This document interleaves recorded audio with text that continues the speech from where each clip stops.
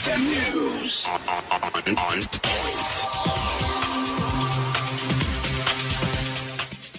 The news on XFM. I'm Chris or Tim. Government has commended the fallen former mayor of Kampala, Alhaji Ntege Sebagala, for his great contribution towards the growth and development of Uganda's economy.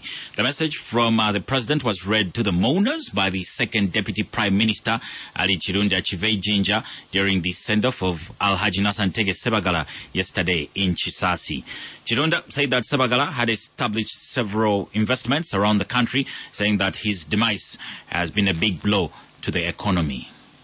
On behalf of the government of Uganda, I wish to convey my most heartfelt and sincere condolence to his family. Uganda has lost a great entrepreneur and a man of wisdom. The late Sebagala was a businessman and a politician. He was the mayor of Kampala from 2000 to 2011.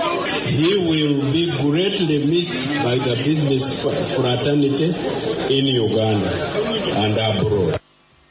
Meanwhile, Haji Hassan Wasajabalaba asked the electorates in the city to vote for a mayor who will ably serve the business community here in the city.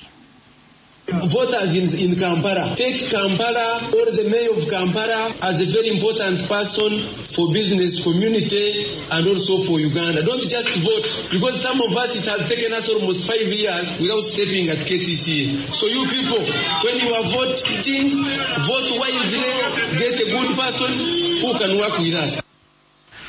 The National Resistance Movement Independent Tribunal has confirmed hearing of 453 petitions out of the 516 cases filed, taking decisions on over 200 cases. The tribunal of 20 lawyers was instituted by the party's Central Executive Committee to look into petitions out of the recently concluded party primaries that were marred with irregularities. The party's legal director, who is also a member of the tribunal committee, Oscar Kihika, says a number of decisions have been reached upon, including overturning the results. We have arrived at a full range of decisions. They include dismissals, they include audits or retallies, looking at the forms that captured the results and recounting with the parties. We have made those decisions. We have made decisions also in some very few areas to revote in certain specific areas where it is proved that voting did not take place. Those are very, very few. They are there. And also we have made decisions that have changed the declared result. Meanwhile, the party Secretary General Kasule Lumumba warned party members with pending petitions not to seek endorsement until their petitions are heard and decisions taken. If you know you have a petition, don't come to get the signature, because the final decision has to be taken by the Central Executive Committee. That as per the guidelines that were given by SEC. So, those of you who have petitions that were sent to the tribunal, we are not going to endorse you until the tribunal has made a report to the Central Executive Committee. As schools prepare to reopen in the country, the Minister of Information, Judith Nabakova, says that government will not be carrying out mandatory testing for all learners before they restart school. This after government said that all candidates will be reporting to schools on the 15th of October this year, 2020, with several parents and guardians worried about the safety of their children. Nabakova says that basing on the number of students resuming school, it will be very expensive for the government to afford, and therefore schools, learners and teachers will have to follow the given guidelines.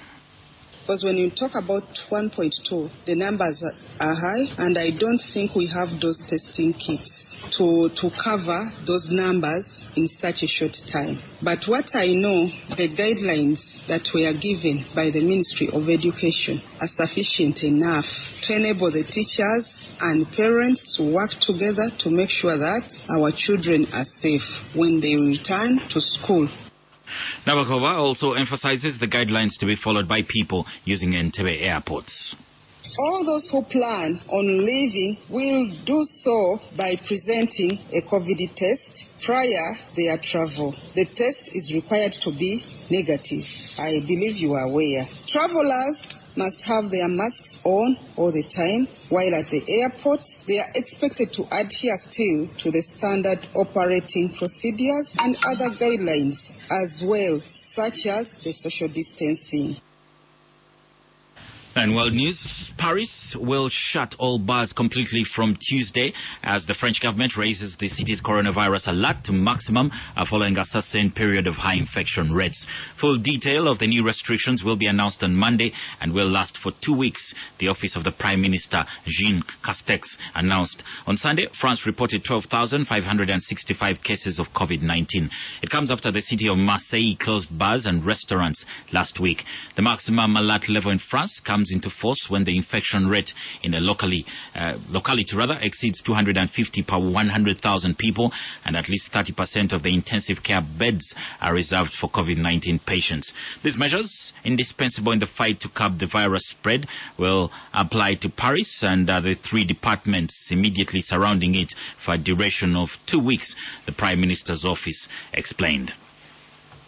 Now in sports news, Oli Watkins scored a first-half hat-trick and Jack Grealish had a hand in 5 goals as Aston Villa deservedly stunned the champions Liverpool 7-2 in one of the most unbelievable scorelines in Premier League history.